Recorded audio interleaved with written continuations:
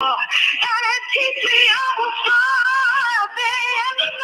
because I know what this I need. It's so much more than I can see. It's so much that I can become. That's why I'm reaching for the sun. I see my possibility. Just hope something God can hear me.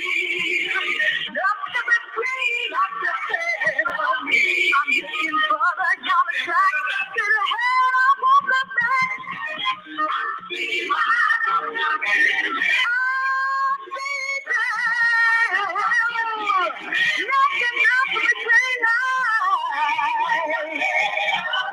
I'm looking for the dollar back to the head of all the back. Looking by me, looking back. Cause I'm headed nothing but green like the head on me. I'm looking for the dollar back to the head of all the back. Like there's nothing but a change.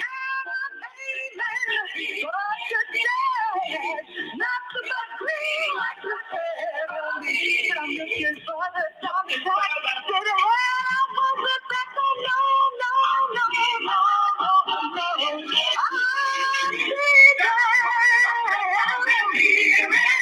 Nothing but green.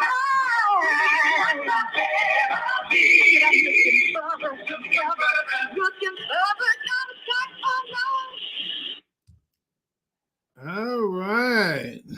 Alhamdulillah Rabbil Alameen. Bismillahir Rahmanir Rahim. Wa ashhadu an la ilaha illallah wa ashhadu anna Muhammadan Rasulullah. Assalamu alaikum wa rahmatullahi ta'ala wa barakatuh. Alaikum assalam wa rahmatullahi wa barakatuh. We're back. We're back. Like, we're back. Yeah, like we're back. So you can hear me good? I'm straight. Okay, yeah. I had to switch up. You know, I got to come back with get the right mics on and on the right sources. The control panels. Yeah. So we're back. Why don't you check in a little bit? Refreshed and we missed you. And here we are. I've had my weekend reuniting. We had the Jumu'ah, mashallah, and then we had the University of Ministry Leadership. Excellent, and alhamdulillah. Then Sunday I had the private session with the Clear Understanding subscribers, and everything is just clicking. I mean, a very well needed quote unquote, let's see, whatever, call it, break, recreation, refreshment, etc. Get out there on the reset. Ocean, place where ain't nothing but water. You just look around, 360 degrees, nothing but water, and then the constant sound of And that cruise ship was so cold that we was you didn't even know when you were moving. I said, we already moving. And it's like Rolls Royce action. So it was good. And then of course a time to be grateful, which is another, like family reunion, right? Family reunion. That again is just a small part of our family. Small part of our community, and it's just so exhilarating, so stimulating, really just wonderful. So it's like really we're just back. The idea is just keep working, keep pushing, keep doing what you're doing, keep perfecting whatever it is that you're working on, and encouraging others to do the same. You know what I'm saying? It's like this is your life, this is your time. You got to get on it, you got to be on it, you got to stay on it until it's done. 100%. Mashallah. That's 100%. it. So how about you? It was definitely a reset, though. I just had that weekend, but I chose to, when I came back, to kind of recalibrate myself, because the time to be grateful was definitely a reminder as far as the community and being grateful for the foundation that has been laid. And then in listening to what you put on there, just what value are we going to bring to humanity and to the community? And so it gave me the space to have that reflective moment, as well as going to the museum, which was a powerful experience as well. That you start to think about your story, your individual story, your grain of sand in the grand scheme of this experience that we're having. And so it was really beautiful. I know I needed the reset to just kind of be clear about it, but it definitely triggered a big part of gratitude. And of course, because we're coming close to the end of this solar year, that there's another part of us that kind of reflects as well. Yeah, alhamdulillah. Well, you repping that NOI DNA right there with the whole scarf look and the earrings, and then right over your Oh, left I have to shoulder. show you. I got one made. I got to show you because I said I'm bringing that back. I had a sister Tahita make me one because I was just like, I need to get that, and I got a white one made, and once I tried that white one on, it was fire. I said, oh, hold on, I'm gonna have to give me some more colors. That's right. Lest we forget, lest we forget, right? You got to get that 2.0. Get that happening. Alhamdulillah. That 2.0. Yeah. All right. Well, I'm backing up. It's all yours. Okay, Baba. Thank you. Assalamu alaikum wa rahmatullahi wa barakatuh. Alaikum salam. Let me switch up my screens here. You got it. All right. أعوذ بالله من الشيطان الرجيم بسم الله الرحمن الرحيم أشهد أن لا إله إلا الله وأشهد أن محمد رسول الله. Assalamu alaikum wa rahmatullahi wa barakatuh to all of our listeners on Blog Talk, as well as those who are following us live on Facebook. We are back, like the Imam had make mention. I think I might not be unmuted. Let me check my mic. Okay. We are back, and there's so much to unpack, right? We have a couple of Mondays left in this month of December. And every time, if you're new here joining us in this conversation, I always remind everyone that I wait for Mondays to be that opportunity to lead me in what direction this conversation needs to be. Because it is, there's so many, I'm constantly in the mode of thought, constantly in the mode of reflection, constantly in the mode of what is happening in the public, in my personal life, in my spiritual life, all of these things. And I'll never be able to cover all of those things in this one sitting when we come together on Monday. But I realized that today what came to me, the Imam has been doing a beautiful Juma about the cultivating of self and building community. I mean, there's so many layers, right? And it has definitely had me in the Holy Ghost corner at Juma because it is so in alignment with what I want to understand about me and how I communicate with myself, how Allah shows up in my life. And I have started this mission of really how do we apply the Quran in a practical way that we're not intimidated by this gift, right? That we're afraid to look in this mirror called the Quran. And I say this mirror because when we approach it, it'll reflect back to us who we are, right? So when I wrote this idea down about a mirror, when we look in a mirror, we could get ready for the day. We'll look in the mirror, and in the mirror, it'll show us, oh, okay, my collar is crooked, or, oh, I forgot to put on my earrings, or, these colors don't really go together. You're getting the full picture because your vision without the mirror, you're only seeing a certain part. You're seeing pieces. You're not seeing the full, complete picture of yourself looking in it, right? So when we go to the Quran to understand ourselves, it will point out areas that need to be corrected, or it'll point out areas that are beautiful. And we have been, society will teach us that this ideal of correction is wrong. Like, don't judge me. It's like, no, no one's judging you. Say, you might not want to go out with your slip hanging out, right? You might want to take a moment, take a look, and just adjust that. That's it. I want you to show up in the best, as your best self. And this is how I'm showing you how to show up in your best self, right? And so I'm big on this thing of accountability, because you're responsible for this vessel. You're responsible for the soul that drives it. You're responsible for the relationships you build and establish. You're responsible for so many aspects of this human experience. And this beautiful gift of Quran allows us to not have to be figuring it out as we go. It's built, right? We just learn how to navigate it.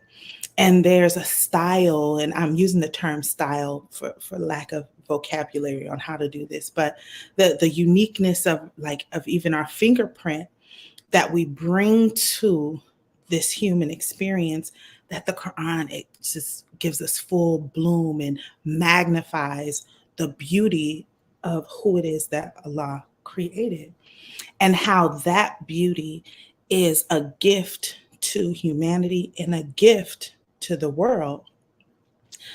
But yet, in that, when we go into this scripture, we have to be okay with being corrected and know that the correction is a mercy. To make those shifts, to get in it's a mercy, because many will walk through life without embracing the correction, and they're not even able to fully explore and experience this beautiful life that has been gifted to us. So it's like you're walking around with two mismatched shoes on. You're going hiking, and one shoe I have on a heel, and the other shoe I have on is a sneaker. My hiking experience is not going to be the best experience, because I did not take responsibility for the tools that I chose to go on this journey, right? And that just came to me. So I hope that these mechanics are making sense to you, because this moment, even in this conversation, this wasn't even where I was going, because I was really focusing on this 40, right? The Imam's been talking a lot about this 40. But let me go back to that. That's just a little seed to drop. Go to Juma, check it out, right? So this I have become, and I'm so grateful for this, I have become obsessed in a way, in a healthy obsession, obsessed with the idea of this gift, the Quran, right?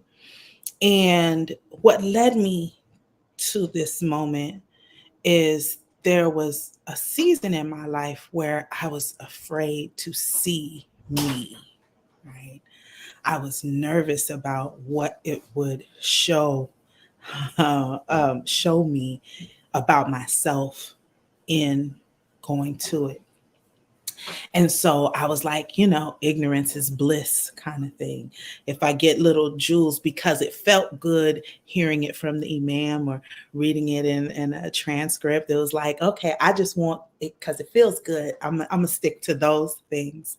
But even in that, it was, it was feeding me, and I survived through this experience. It still wasn't fully mine, right? I was wearing someone else's clothing, right? And it didn't give me an opportunity to put my fingerprint on this experience. And so I prayed on it, and I asked Allah to be gentle with me, because I knew I needed to understand this. I had experienced so many people and Muslims, my father, my parents, I had experienced how their lives looked. I've watched them. I'm an observer of watching my teachers and how they light up and how the emotions bubble when they speak of the Quran. And I was like, I want to experience that. I want to know what that feels like. I want to be a part. I want to be a part of that journey, that you know, flying flying through the air. Like the thing that I'm thinking of is Reading Rainbow song, right? Because I'm all about butterflies. And I wanted to feel that.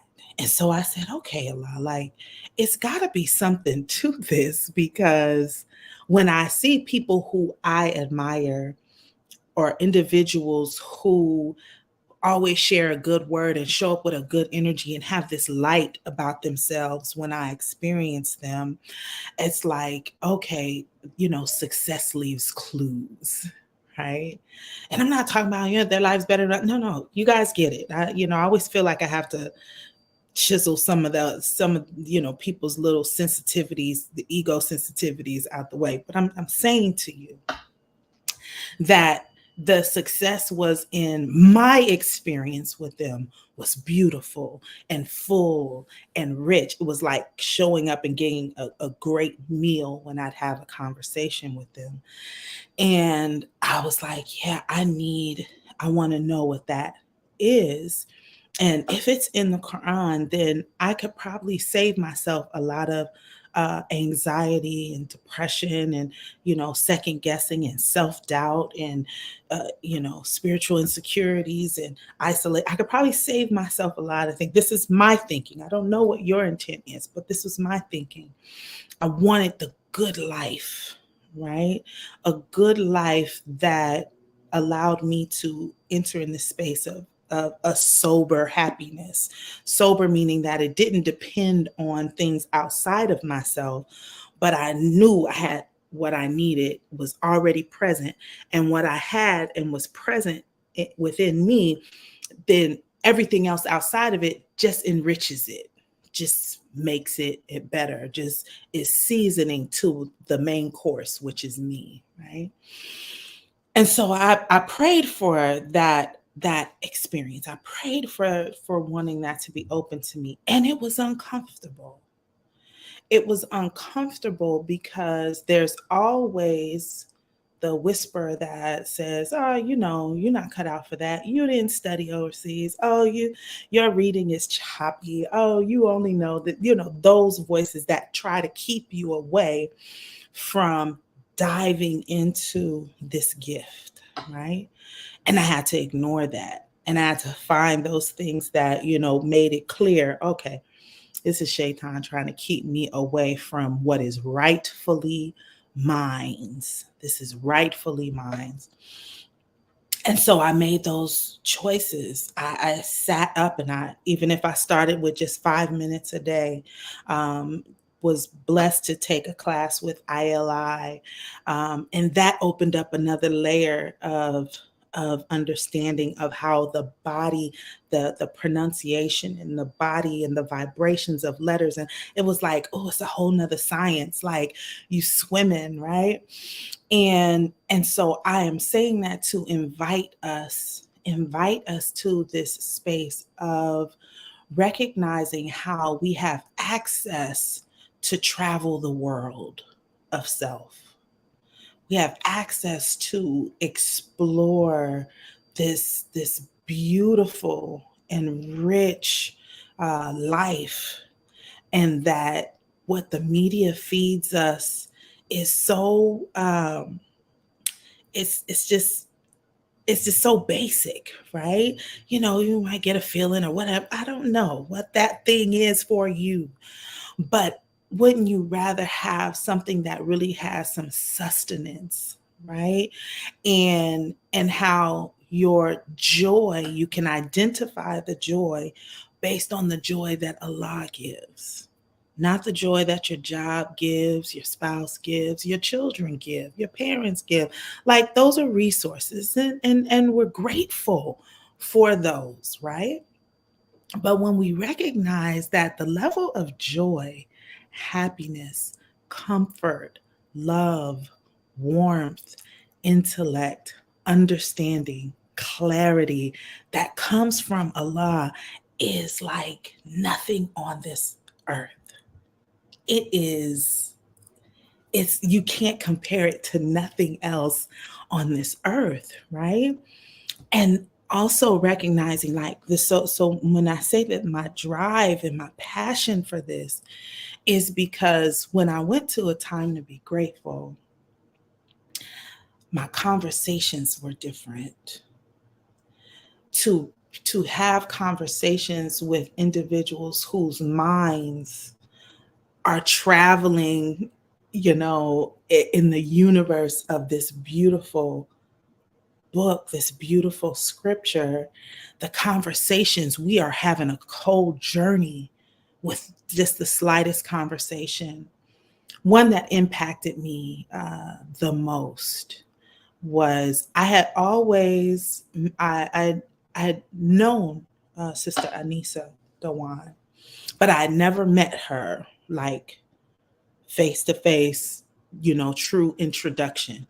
We're both of us are doing our work on our either sides of the states, and and she works with ILI as a part of the staff and the creation and so forth, right? But I had never had like a formal kind of introduction, and we had known of each other. So at a time to be grateful, she was there, and it was on my spirit to just go up to her and, I mean, heavy, healthy. And I don't know if I scared her or what, but I gave her a healthy, heavy embrace, right?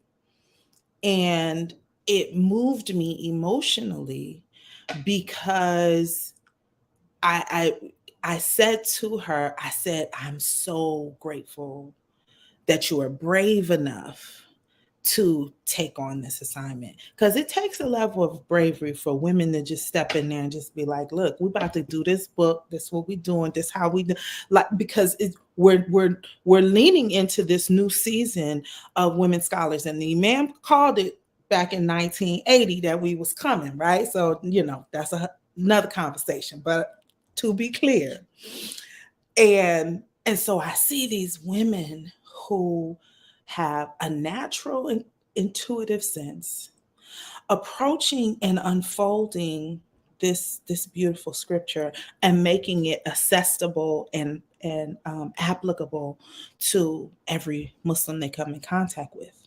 These wombs are birthing minds using the Quran. And I said some other things to her, and I said it to her the whole time while I was embracing her, because it's not easy to choose to be on a team. Not easy to choose to be on the team, because being on the team, it does separate you from those who don't quite speak your language, and those that want to have the conversation of this earth, and you trying to keep up with them, but your mind is up here having a whole nother conversation about the stars and the moon and the air and the birds and the soil and the atoms, and you having a different, and I'm not saying literal, but the way that the conversation is journeying is here. When someone else want to talk about what Kim is doing, what Master P and whoever else is doing, and it's like I don't really have anything to say about that world, but if that's what you're doing, that's fine. And so for us, I am the Imam, when he says a clear understanding, this idea of a clear understanding is about, we want to have company in this conversation. We want to have a conversation with others who have a clear understanding, because now this language is building community. The Ummah is built on this clear understanding. So we have to make way to create space for these minds to be nurtured and grow, because the things that are happening in our lives is built on a language. these words are the bricks that are building these institutions in these ways. The marriages, the schools, the financial institution is based on a language that is being shared. And if you're the only one speaking the language, then it's going to be very difficult to build the institution. We need everyone to be on the same accord of this language so that we can continue to build community. And it reminds me, I haven't seen this program, but my mom always talks about it. The movie, the series called See, where it was a community of blind people, but there was one child that could see, right? And they were protecting this child that had vision, right? So it's like, it's very different if you are of the minority that have this language, then you don't have the support and the resources to ensure that this is still going. So I know that I probably went a bit past my time, but I'm going to stop there. Though I have much more to say on that subject, I'm going to call the man back into the room, inshallah. Alhamdulillah, Rabbil Alameen. I know how it is. I know how it is. The fruit don't fall far from the tree, my dear. So you come by it honestly. So don't, like Stevie Wonder say, don't you worry about a thing. Okay. That's my song. I had to hold that. I had to hold that note. You know what I'm saying? Just a little bit. You know what I'm saying? That's how we feeling today. That's how we feeling today.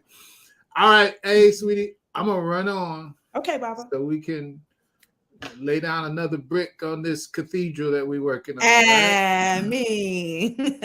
Allahu Akbar. All right. Okay, everybody. Alhamdulillah. Thank you again for being with us. And I'm going to carry on, and I'll just keep all my comments inside of whatever's going to be involved in the presentation.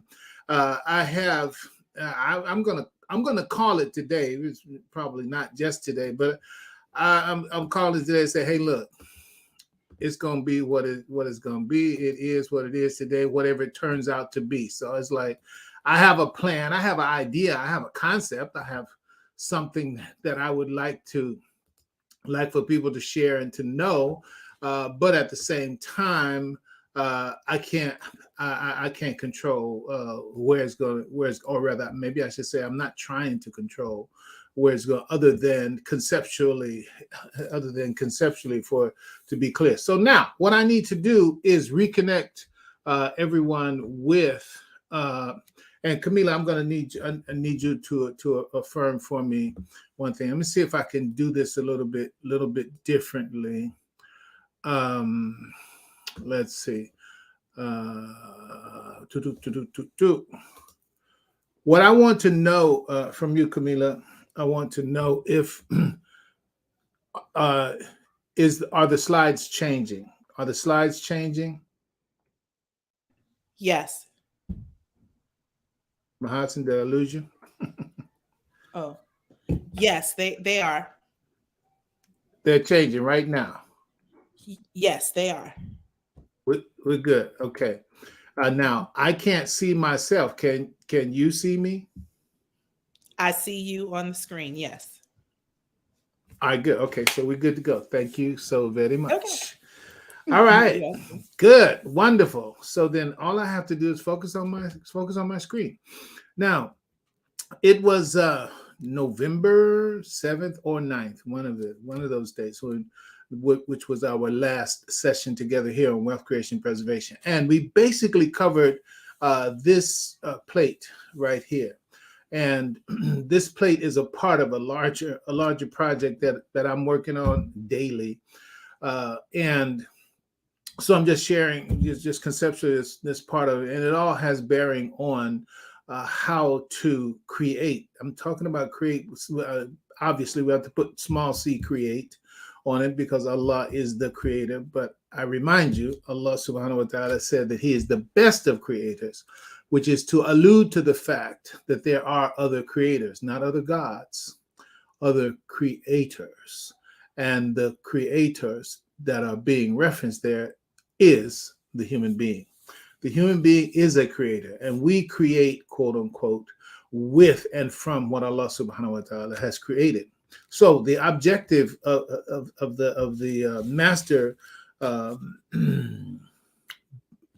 whatever, let's call it a document, the master document that this is abstracted from, the objective of the whole is for us to be able to start from zero and bring something into existence.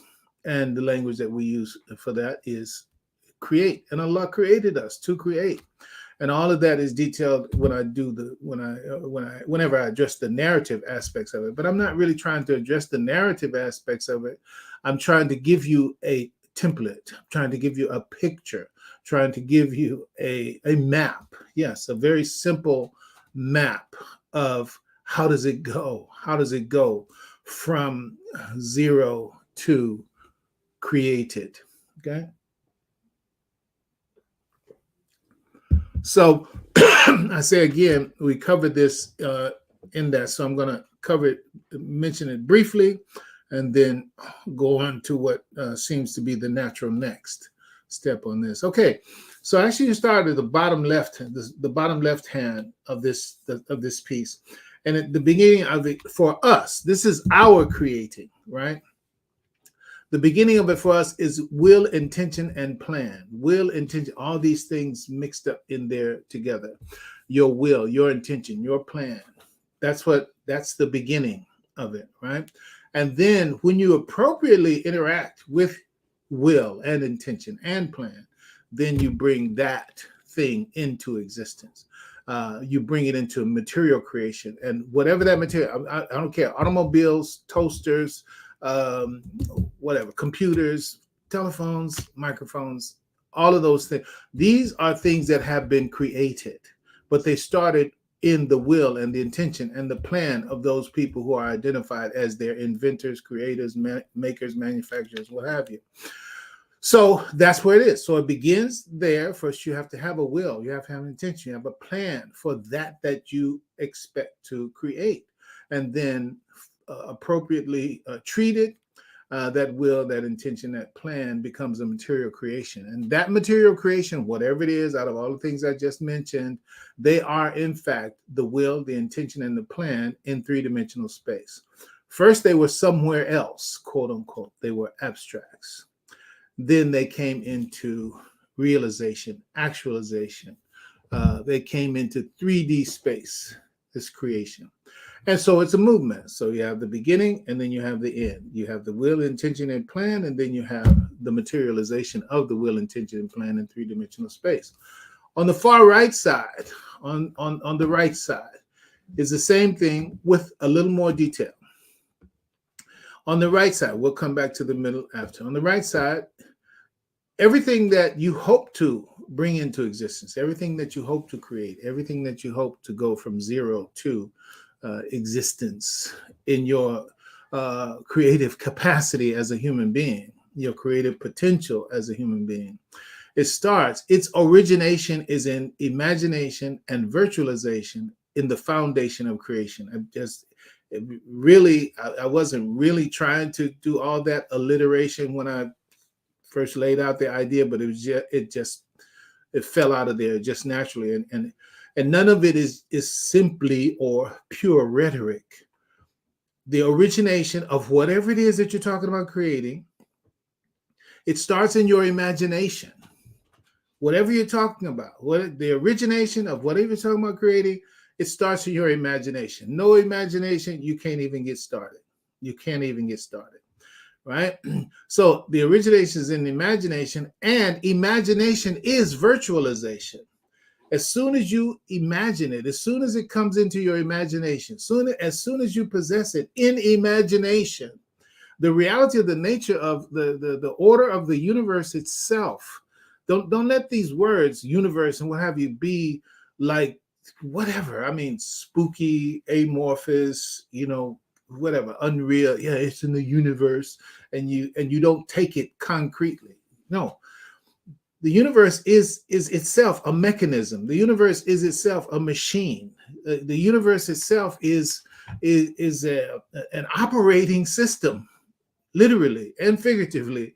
The universe is an operating system, and everything inside of the universe is affecting everything else inside the universe. Everything is set in some relationship to everything else, and everything affects everything else in a way particular to its own existence. The earth affects the moon in relationship to the nature of the moon and the nature of the earth, and vice versa. The sun affects the moon and the earth in relationship to how they relate to each other. And so everything, just whatever you want to talk about, everything is influenced in some way by everything else in creation. Now, the beautiful thing and the wonderful thing and the grace of Allah subhanahu wa ta'ala for us as human beings is that Allah has given us the freedom to be most influential of all things in creation, most influential of all things in creation. And it fundamentally, it's in the freedom of thought, freedom of thought. Don't just think in terms of politically, freedom of thought. You're thinking about the Constitution or the Declaration of Independence or human rights or anything like that. That's a part of it, but that's the low level part of it. Because I have been given a freedom as a human being that nothing else in creation has. The minerals, plants, animals, angels, jinn, etc. They don't have the freedom and the potential that I have been given as a human being from Allah. Sorry, I got a sneeze coming on. See if we can get away from it. Inshallah. Okay. So, all right. So, okay. So what does that have to do with imagination and virtualization? Okay, that's one of the first parts of it. I can imagine, right? Dog doesn't imagine. When you find a dog that imagines, to bring him to me, okay? Dogs don't imagine. Flies don't imagine. Bees don't imagine. Plants don't imagine. Rocks don't imagine. The sun doesn't imagine. The moon doesn't imagine. The stars don't imagine. The law of gravity doesn't imagine. Nothing in creation has imagination except the human being, right? So we have that imagination. Now, as we just talked about how everything in creation affects everything else in creation, but nothing has the freedom to affect all other things in creation that the human being has the power to affect. Now, simplified, consciousness, that capacity that we have as human beings, which is, I'm going to throw a word out there, and whoever wants to bother with looking up the word, look it up. I'm just going to say it, and when you look it up, if you're that interested and connected with what I'm saying and trusting, you just look up scale invariant. Here's the word, scale invariant, right? Short version of scale invariant means it's the same everywhere. Scale invariance, meaning it's not varied. The scale doesn't vary. Scale invariance, meaning that it is everywhere. And it's the same everywhere. Okay? What is it that's the same everywhere that I'm talking about? Consciousness. Consciousness. And nothing has the freedom of consciousness like the human being. See, Muslim, when you use that word taqwa, when you use that word taqwa, translate, Alhamdulillah, I'm a student of Imam Muhammad. Imam Muhammad, he tells us it's regardfulness. Regard. That's not the only thing that it means, but I want to let you know, I know what he says that it means, but that's not the only thing that he said that it means as well. And I have multiple quotes from him to support the position that I have on this, but I'm not going to, I'll say that in the future, we'll get to it. Taqwa also means God consciousness, right? Which is Imam has said that as well. It's like, I'm not trying to say anything, whatever, to either mimic or to amplify something that I think Imam Muhammad missed. I don't think he missed anything. MashaAllah, we missed it, right? But I need to get past that. So this consciousness is scale invariant in the creation. Imam Muhammad said this. He said, the soul is bigger than the space that the body occupies. The soul is bigger than the space that the body occupies. What's another term for soul? Consciousness. Another term for soul is consciousness. So nafsun wahida is the one self, the one soul. It's universal consciousness. It's transpersonal consciousness. Okay, I know I'm not going to be able to detail all this, what we said, but understand this.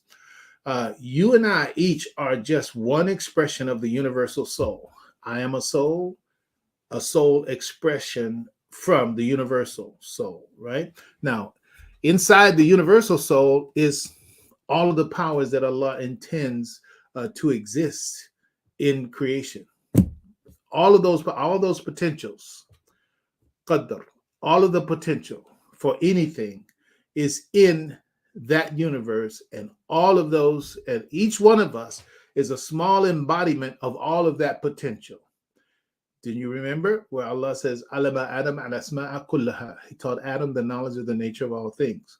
The first Adam that we should understand in the universal sense is nafsun wahida. Nafsun, we should take that as the first Adam.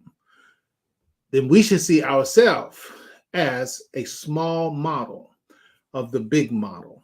That's what we are. The big soul model, nafsun wahida, is also you and I. Each one of us, without diminishing either of us, each one of us is a small composite universe, macrocosm, microcosm, which also means that the potential that is in the universe is the same potential that's in each one of us. That's how Allah created us. Your creation and your resurrection is in no wise except as one soul. All right, so I'm saying all that to say, because the imagination virtualization aspect of it is this, that let me go old, real old for most of you. Thoughts are things. This is something you heard a long time ago. Thoughts are things, and that's true. Thoughts are things. And this scale invariant consciousness that is the universe itself, you and I are a small embodiment of it, and each one of us has the power of thought. Each one of us has the power. I've already talked about imagination, right? So imagination is one of the products of thought. Thought is an activity in consciousness. Thought is an activity in consciousness. And thought carries ideas. Thought is a thing. Ideas are contained by thoughts. Thoughts are like let's make them horses. Thoughts are like horses, and ideas ride on the vehicle of thought. Ideas ride on the vehicle of thought. So it's very important. I learned some time ago the idea of maturity, M-A-T-U-R-I-T-Y. Maturity is distinction. Maturity is distinction, right? What does that have to do with thinking? See, there's some things that we think are all the same thing.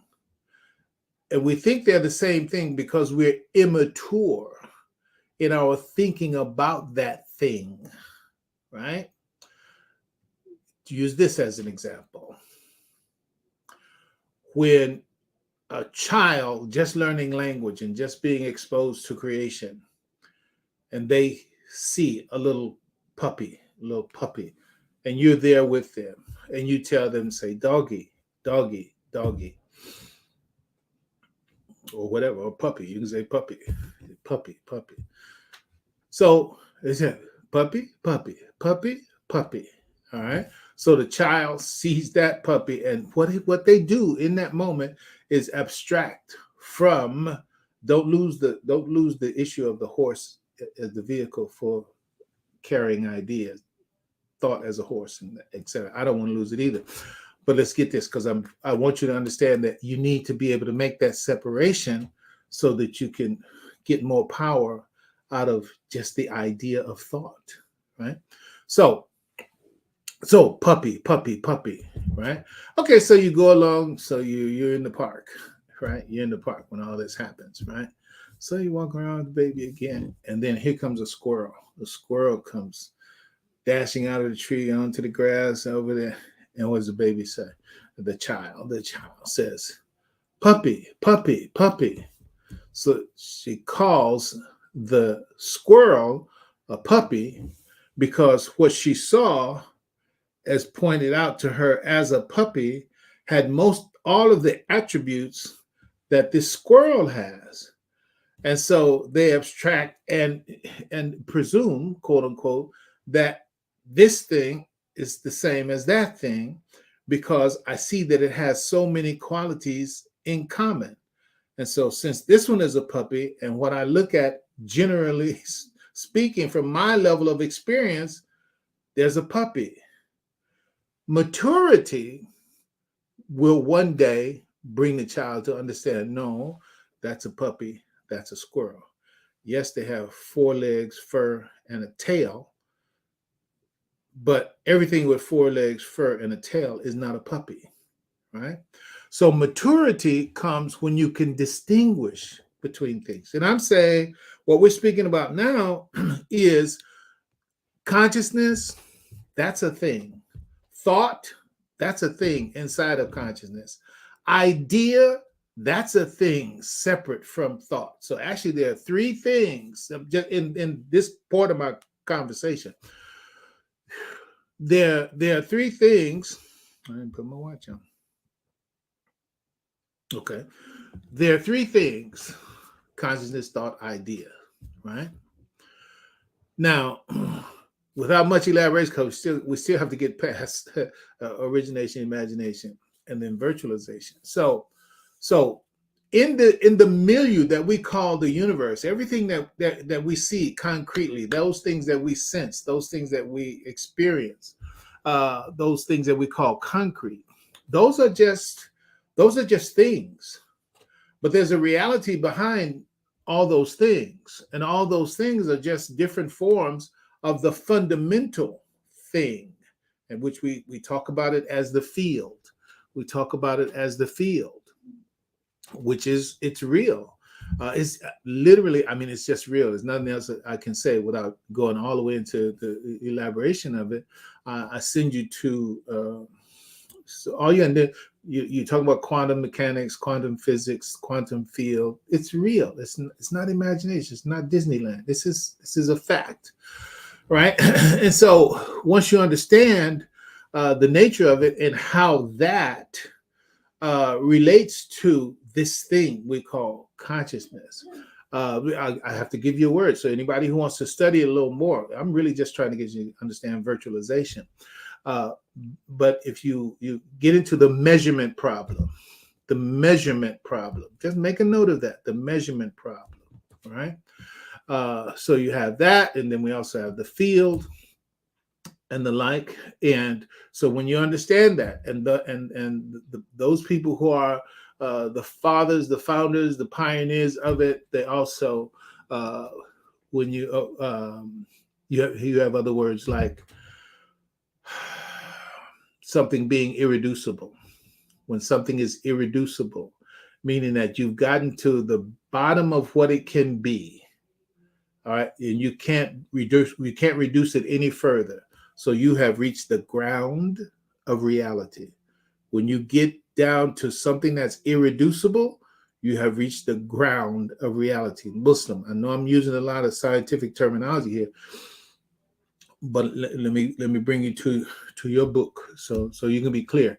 When Allah, inshallah, when Allah subhanahu wa ta'ala says that he created the heavens and the earth bil haqq, he created the heavens and the earth bil haqq, that he created everything that we see, everything that we experience as the universe, he created it bil haqq. He created it with truth, right?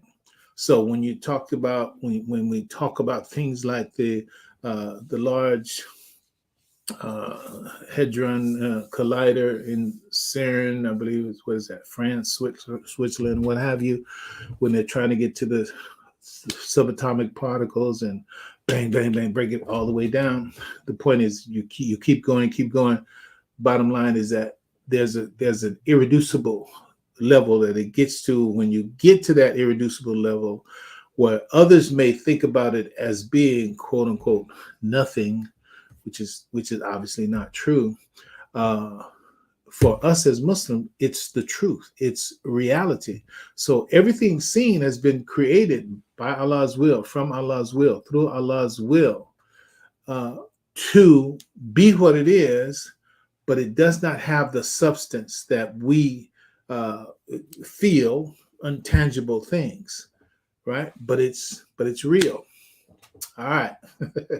So what does that have to do with virtualization? See, when I think and when you think, we are thinking inside the milieu of the creation itself. You're not thinking outside the universe. You're thinking inside the universe. And everything, listen, stay connected. Quran 67, 1 through 4. I'm giving you these verses. Those of you who really want to, okay, well, what's his foundation for that? What's his foundation? I'm giving it to you as I talk to you. 67, 1 through 4. Right? That's Surah Al-Mulk. Appropriate. Surah Al-Mulk, the Mulk, the universe itself. And Allah, that's where Allah tells us about the nature, the creation of the heavens and the earth and all of its levels, and how there's no seam, there's no breaks in it. There's no breaks, there's no seam, there's no fissure, futur, there's no fractures, no cracks, no breaks. It's seamless. The universe, scale invariant. It's like the universe, it's all there, it's always there, and everything in it is connected. Everything in it is connected. I'm gonna give you another word now. Those of you who wanna protect my honor, dignity, respect from those who would say he all the way out there. You please keep these notes so you can defend me if needs be, because I can only say these things for you to grab them, hold on to them, and then if we ever have to go to the court of public opinion, you got this with you. So the other thing is, because all this is necessary to understand, how do you create just from the power of your thinking, and now the power and the movement of thought through the process. Okay, non-locality. Here's another one. So I talked about the measurement problem. Talked about scale invariance. Talked about irreducibility. Talked about the quantum field.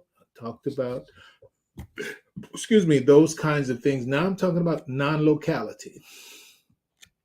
Non-locality. So the Quran 67, 1 through 4, and it's in those verses where Allah is saying there's no multiplicity, there's no multiverse, there's no multi-universe, there's no everything is one. We get that from Prophet Ibrahim alayhi salatu wasalam, the oneness of Allah. All right. Non-locality is this. That is, once anything in creation has been connected,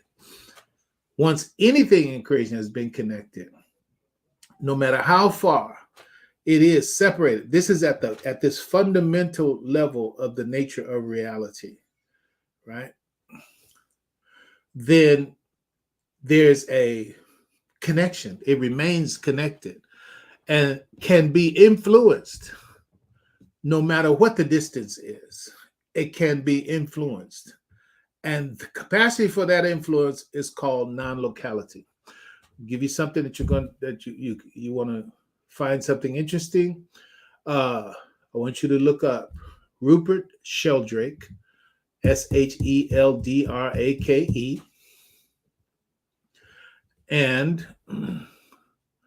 and the dog experiment. Just look at it, you'll find it.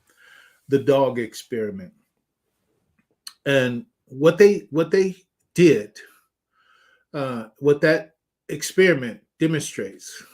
It's only quote unquote out there because the orthodoxies, the priest class of scientism consider certain things not worth even looking at because it doesn't fit into their paradigm of what they consider to be whatever valid, real, true science, etc. Just it is what it is. But when you find that what they did was that those people who are dog owners, many days when they would show up at home, the dog is right there at the door in the window waiting for them right there, right? So the experiment is that does the dog have any connection with the owner? I won't go through all of it. You look at the experiment itself. The bottom line, I'm going to take you to the conclusion so I can get to this point, that it found that even when the owner formed the intention to come home, not the case that the dog hears the car pulling up in the driveway and comes, or the dog hears the master walking up the walkway and then it goes too. No, they had the camera set in both places such that when the owner decided that they're on their way home, the dog went to the place too. This is not just one. There's multiple experiments was done for this. It went to the place where they expect to see the owner arrive when they do get there. What is that? That's intention traveling across space and time, connecting the owner and the pet. Now, if that's true for a man and a dog, you don't think it's true for anything else? All that is a sign of how thought works, travels, influence, how that influence works, travel. And that situation is much more local. But there's nothing in the nature of creation that sets a limit on the speed or the distance of thought. I'm just saying, you just got to work with it. So the idea, let me get through the idea of the origination. So you decide you want to create something. You decide you want to make something. You want to bring something into existence, right? When I use a phrase like that, bring something into existence, do not think that no, it's not. No, there's mechanics that you have to follow. There's a plan that you have to have, and there's a way that you have to act. There's things that you have to interact with. There are mechanisms that have to be invoked and activated with both within and without in order to bring that about. But the point is just simply knowing, I'll call it the algorithm, just simply knowing, okay, well, this is what you have to do, right?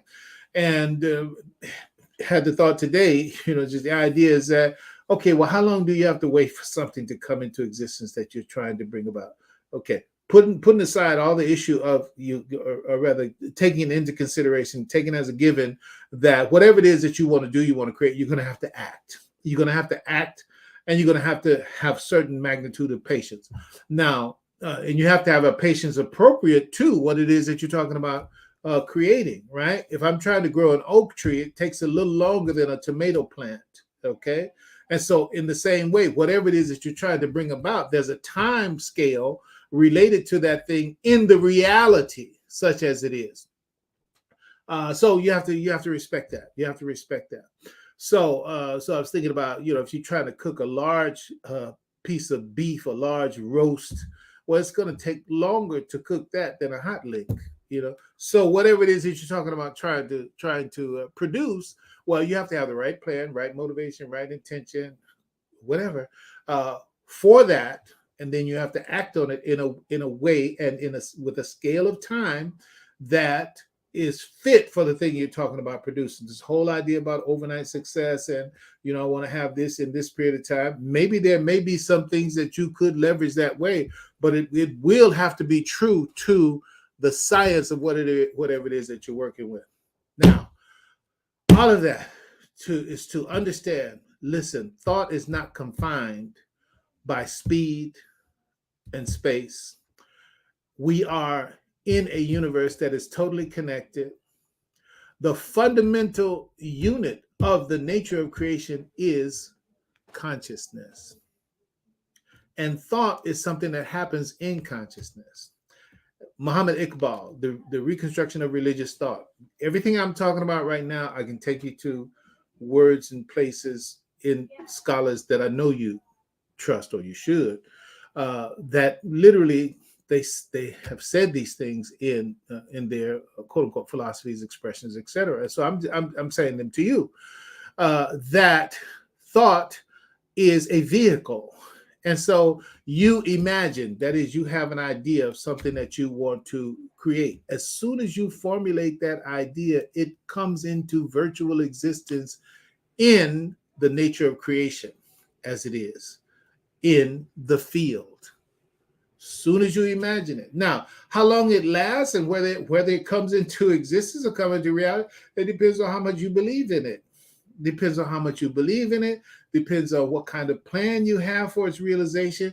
It depends on how correct that plan is for what it is that you're imagining, and how well you follow the rules that the plan dictates for the realization of it. So you can have a good idea and a bad plan, so you can have a good idea, but no plan, right? You have a good idea, you have a good plan. All right. Now you have to execute the plan, right? So now if you're lazy about, or inaccurate, or loose about how you execute the plan, well, then that's why it's not coming in. It's not coming into existence. But as long as you believe in and you exercise a good plan for what it is that you want to bring into existence, the very fact that you have the imagination, you've imagined it. I want you to get past imagine. When I say imagine now, at this part of the conversation, all it means is that you've conceived it. That's all I want you to understand. Conceive it. You conceived of this achievement. I can imagine myself accomplishing X, Y, or Z. Fine. Now that's conceptualization, right? And that conceptualization is the virtualization of the thing. It exists, but it doesn't exist in 3D space, right? Okay, but now when you act on a good plan with faith, then that's how the movement of that thing that you've imagined, that you virtualized, that's how it starts moving towards you. Now, where does it start? It starts in the foundation of creation. That's not a big deal. Understand what I mean when I say it's not a big deal. Though we say, oh, the foundation of creation, and then you go spook mode. I mean, no, it's just creation has a foundation, doesn't it?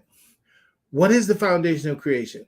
Now, here's the part you have to come to terms with in terms of understanding. Science has gone, those who are the fathers of this quantum mechanics, quantum physics, etc., those who are the fathers of these discoveries, they said, look, we've dug down, and we've come to the conclusion that the fundamental reality of all things is consciousness.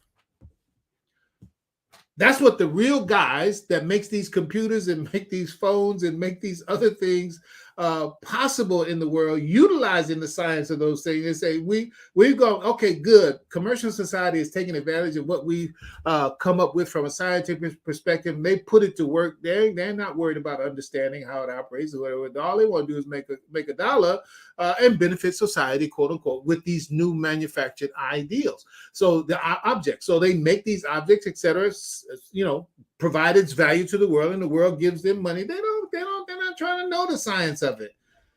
They're just manufacturing, utilizing the science that their people that they hire know how to put things together. And so therefore you do, and therefore we have it. But there's a reality that even the ones who pass that science on to the corporate world, they say, we're still going. Y'all can go ahead and use that, but that's not really where we were trying to get to in the end. We're trying to get to the real foundation of reality. And they themselves come to the point with consciousness.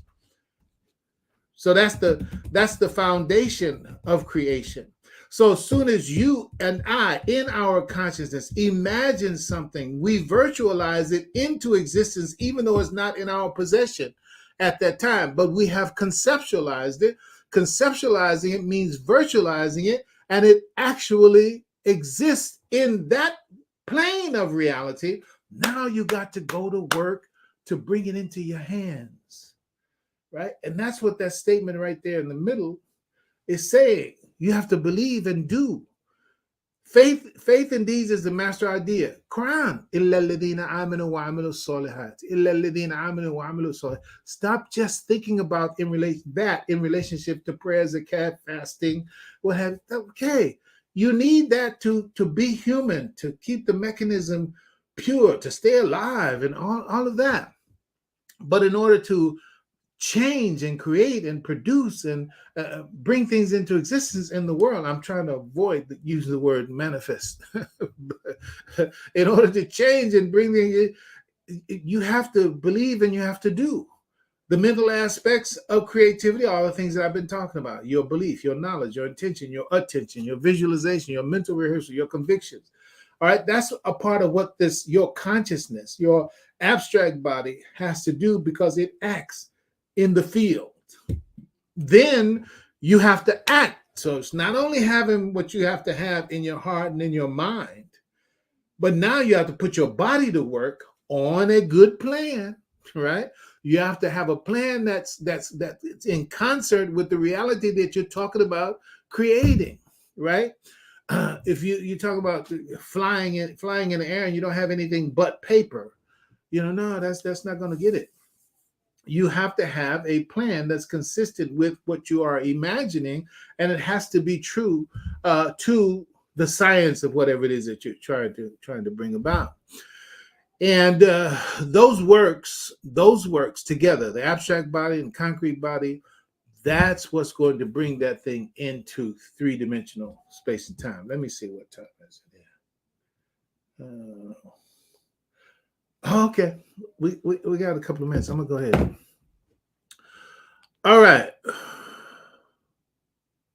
So yeah. Let me give you something. Now I've said all that, which was really supposed to be, and I still say it is, and it was, a recap of the last thing.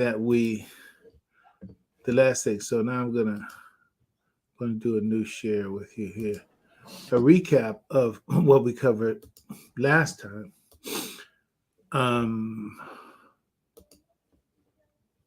Where we at?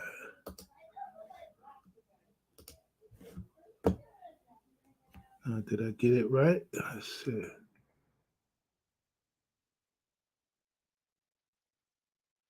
I went away too well. Let's see. Okay. Let's kill that. Let's come back to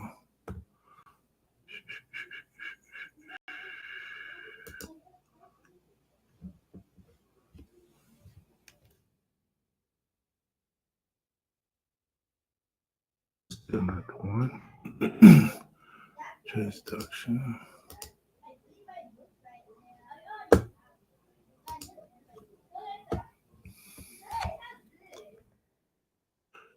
Okay, great. Now,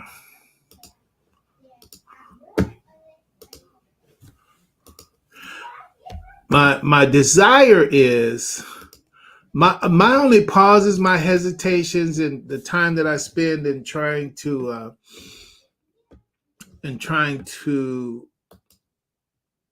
assure you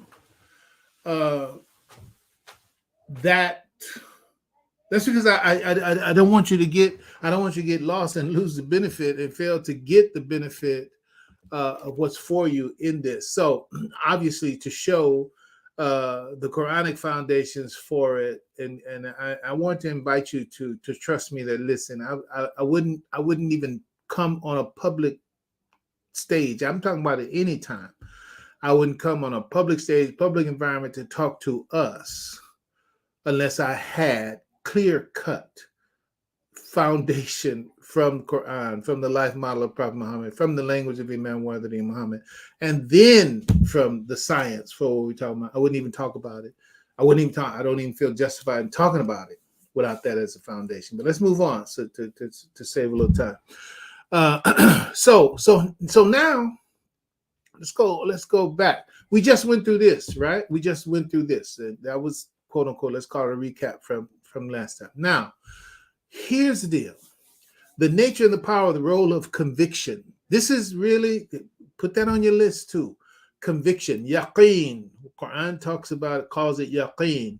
And Allah subhanahu wa ta'ala assured Abraham, which he gave him that yaqeen, that star, moon, sun expression that we see in the stories of one of the stories of Abraham in the Quran. It was so that he would get yaqeen, and so that he would have conviction. Let me just read this narration and then we'll go on. It said, on the neurobiological level, that means your brain-body level. On the brain-body level, conviction or yaqeen is those deeply ingrained beliefs, right? See, this is something that we'll get to it, inshallah. Brother and sister, you can imagine something, you can virtualize it, you can conceptualize it, etc. But if you don't have a deeply ingrained belief in that thing, that's one of the things that inhibits its coming into reality. You don't have it. Now we'll talk about it another time, how that's built up.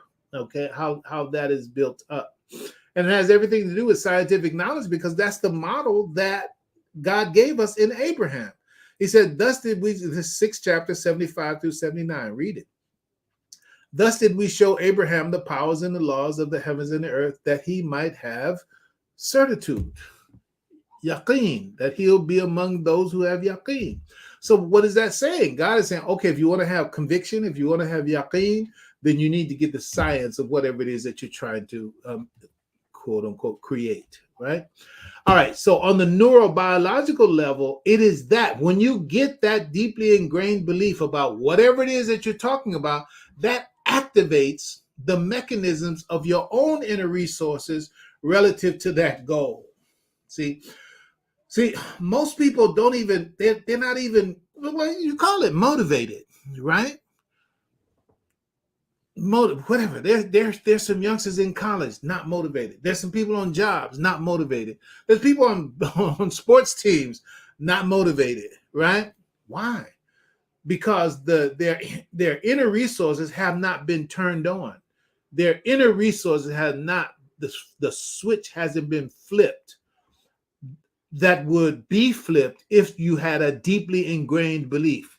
Do you think that Kobe had a deeply ingrained belief in himself? Do you think that Muhammad Ali had a deeply ingrained belief in himself? Do you think that Elijah Muhammad, you choose them. You choose the success story. Did they not have deeply ingrained beliefs? Okay, how did those deeply ingrained beliefs manifest? They manifest with the person being willing to give their all in all for that goal, right? And what is that? That's Abraham again. So listen, that means, so now you're getting a typology, or you're getting a symbology, or you're getting a message of the sign of Abraham. The sign of Abraham and the station of Abraham is that when you get to that place where you are totally secure in what it is you are convicted about, right? Abraham said, put him in the fire. Abraham is cool. God said, be cool and peace for Abraham. And God says, the Quran said, whoever gets to the station of Abraham has indeed attained security. Are you at the station of Abraham or what it is you're trying to achieve? Are you doubtless about what you're trying to achieve? Are you doubtless about it? Is there an inkling of doubt there? Well, maybe you're not at the station of Abraham. Because once you get to the station of Abraham, everything in you turns on. Click, click, click, click, click, click, click, click, click, click. It's like, man, you ready to go. I mean, you RoboCop ready. You know what I'm saying? It's like, that's it, right? Because all of your inner resources they are focused on that job, that goal, that aim. Abraham, what did he say? Surely my prayers, my sacrifice, my life, and my death are all for Allah. Brother and sister, don't just think about those kinds of statements only in the spiritual, moral, be good facet. Yes, yes, yes, yes. It's true spiritually. It's true for the destiny. It's true for the life after death. But you have to have that level of conviction. What did Muhammad sallallahu alaihi wasallam? What did he say? They told the prophet. They said, if you just stop doing what you're doing, we'll give you our most beautiful daughters. We'll give you a wealth that will make you wealthier than all of us. Just stop doing what you're doing. You're messing up the cha-cha. You're making the spot hot, Muhammad. Muhammad said, you can put the sun in my right hand and the moon in my left, and I will not stop until I'm successful or Allah decides otherwise. Surely my prayer, myself. So whatever his project was, it's like, look, I'm going to die for this. So it's just said, what? If you have not found something for which you're willing to die, then you have not yet found a reason to live. So, all right, let's finish this paragraph. We're not going to be able to go much further. Well, I mean, we won't go much further. So at the neurobiological level, so once you get that deeply ingrained belief about whatever it is that you're talking about trying to achieve, right? Clay Thompson just came to my mind, right? Do you think he was convicted? Do you think he had some deeply ingrained beliefs about what his potential was? And you choose your own comeback star as a model for whatever it is we're talking about, right? Kobe had a great comeback on his situation. His ACL. Doesn't matter. So when we have this conviction, this yaqeen, we consciously and unconsciously, faith has to enter into your heart. That's another subject.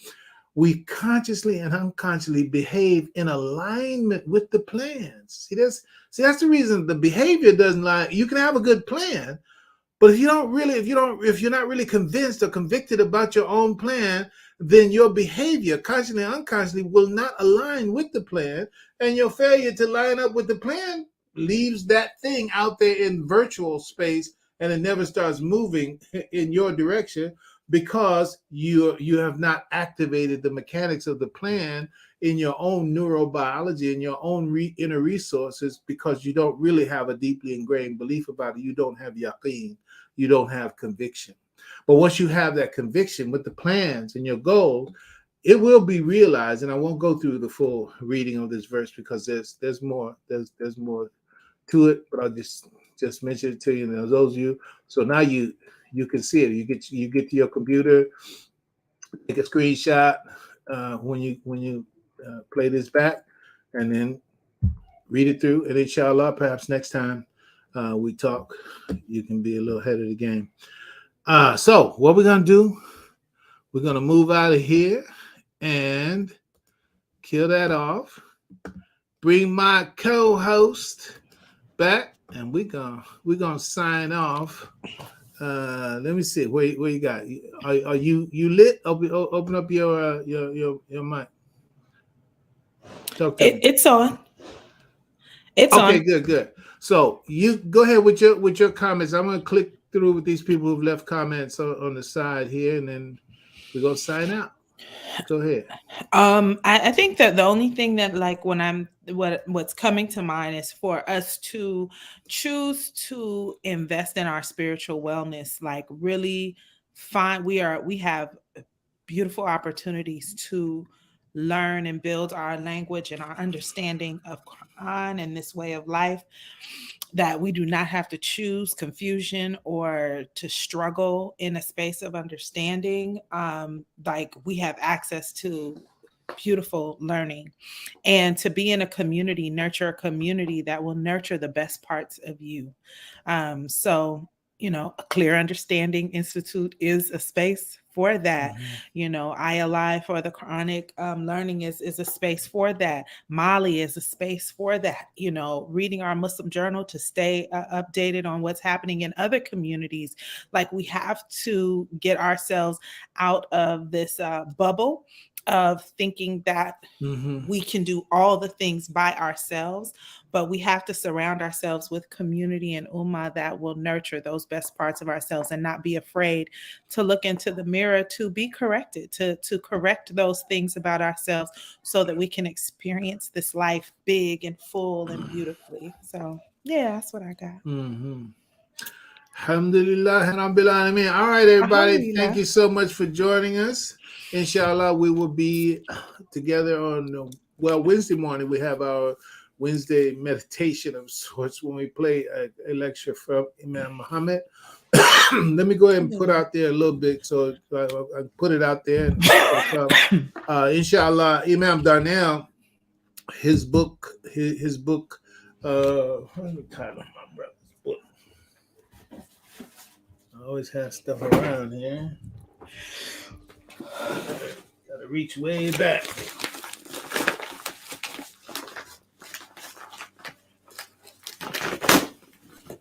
These post bags ain't playing, boy. There you go. So y'all need to search out that book if you have it. If you haven't got it, I'm sorry, I don't have any address for my dear brother on this, but you need to get this. And it is the first national independent Islamic school system in America. Now, that's the title of the book. Alhamdulillah, it's the title given to it.